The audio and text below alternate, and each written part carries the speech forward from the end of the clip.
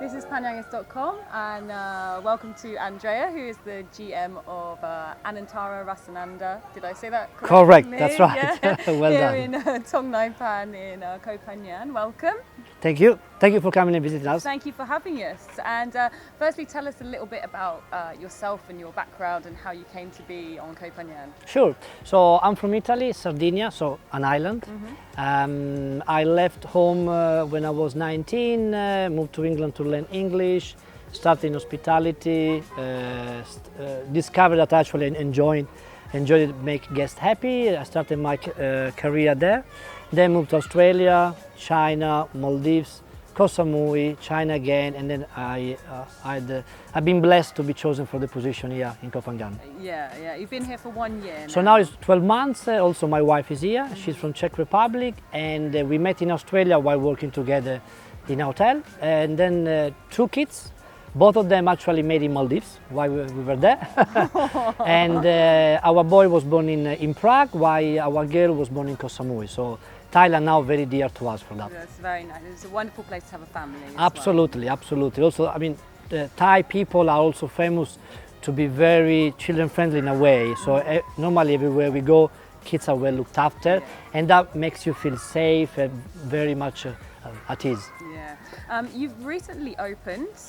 Why have you decided to open now after the COVID lockdown? So yes, finally we managed to reopen. Now it's 7 days. Well, that was a tough decision in terms of, as you all know, probably, I mean, many resort hotels were forced to close, no business, and at the same time, hotels and resorts are also one of the main source of business for Thailand. And being so many of us closed, eventually the economy was suffering. Now we decided to make the decision also because from an accountant point of view, you actually end up losing less money. But at the same time we used to have about 160 team members. So you also realize that COVID-19 has impacted not only us as a business, but Thailand and the people of Thailand, and including our team members.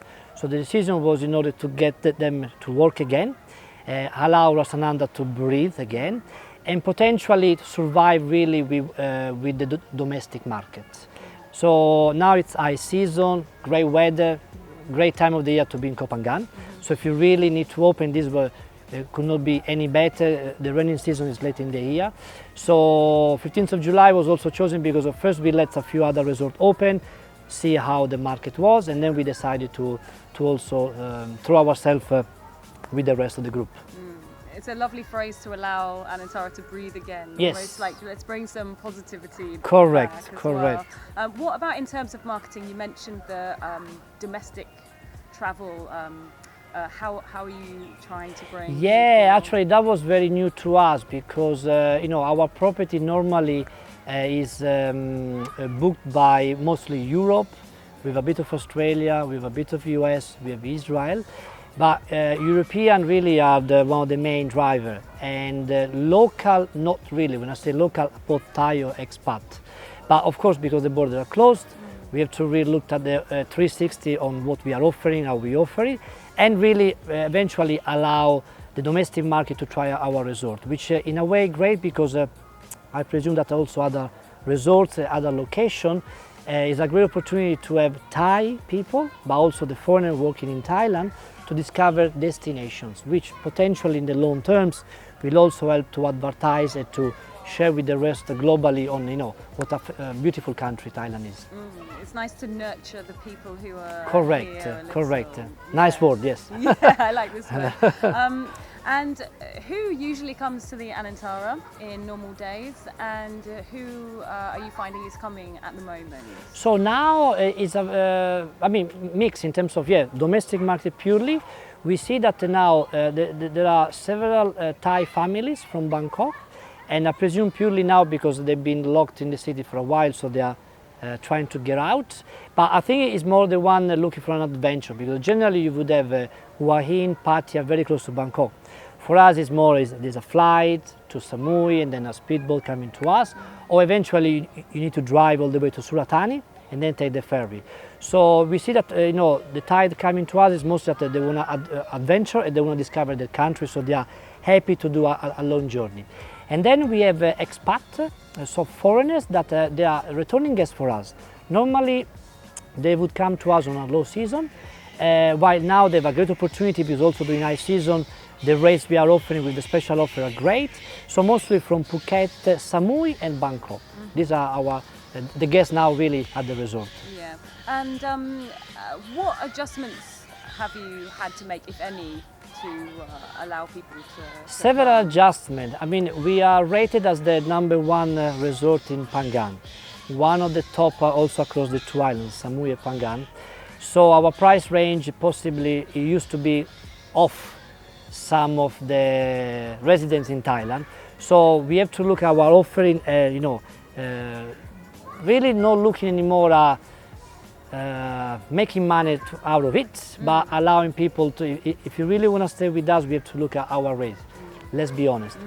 And also we have to look at our offering, because previously we didn't have too many Thai people staying with us, so our offering was more catering for foreigners, but from Europe, while now we're having people that they know Thailand, they know the food, and they know what the country resorts are. We have to also look at our cuisine, our service, and our team members. Actually, the language barrier no more there. Is more able to talk to the guests, but also with their own language, and be proud of working for a Thai company. Yeah, that's great. We've been talking about ecotourism with many people lately. What things do you have in place at the Anantara in terms of conservation? Yes, well, that's very important to us since probably day one of Anantara. One of the major days for us is actually Minor Founders Day, which is the day that Minor was founded by our chairman, Mr. Aniki. And so on that particular day or that particular week, each Anantara will then do something with the community, normally schools, hospital, and work on some of the projects that potentially have already started during the year, where we are trying to take care of the equipment, or try to potentially purchase something that will improve kids' study, as well as equipment for the hospital. So that is one of the major days for in the calendar, looking after the location where the resort is. Here at the resort, we try to be plastic free. We are not 100% yet, probably 90%.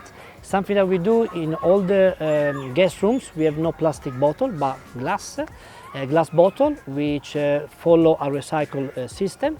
And also we provide the thermos in the room. So we have water station in on our beach. So the message is, don't buy plastic bottle outside. We provide you with a thermos, use our water stations. So that will definitely reduce plastic on the beach, going to the sea, and so on. And at the same time, wherever we can in terms of purchasing, what we do, we try to eliminate plastic in any possible way. Yeah, it can only be for the good of the island. Yes. Correct. And also, actually, I was forgetting, monthly we do beach cleaning. One of the actually bigger problems in Thailand is that we got so many beautiful beaches, and often the international resorts have this kind of program, but not everywhere. So also we are trying now to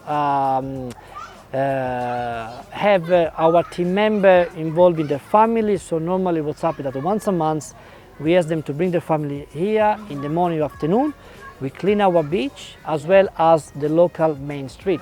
And just as a reminder that we not only our property but the area, we need to do the first step, showing and educate and nurture people on take care of the place that is actually providing you the food on the table daily. Exactly, take some pride. Correct. And finally, Andrea, how do you see the future of Koh Phangan? Very good question. Very good question. Koh Phangan has great potential. That was before COVID and surely after. Phangan is a beautiful island. We are very lucky with our beach, which is one of the best in the country. But Phangan as a destination is definitely a luxury destination in the future for a niche market, and also for people that would like to not only be in a remote place, but come and discover an island where construction hasn't taken over Mother Nature. So still a lot of trees, jungles.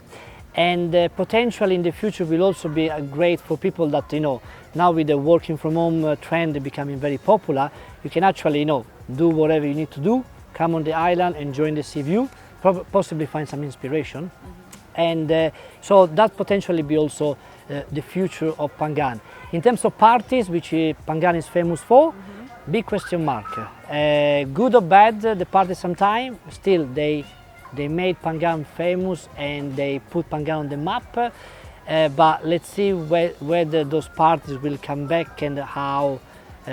Maybe a good opportunity to relook at the whole program and trying to make it more environmental friendly, and also to not to put Phangan on the map as a party island. Yeah, there's so much more. Yes, correct. I know the Anantara also try to help people to see the island as well. Yes, something that we do is our island tour. So normally one of our major activities is tell people to go discover the island, because there are so many, apart of beaches, but also few spots on the island that normally are not really known for, but worth for a day visit and actually discover what Koh Phangan is and how the local live, and what is supporting the island. Thank you so much, Andrea. Thank you, pleasure to, and it was great to be able to share about Koh Phangan. Thank you. Kapun ka.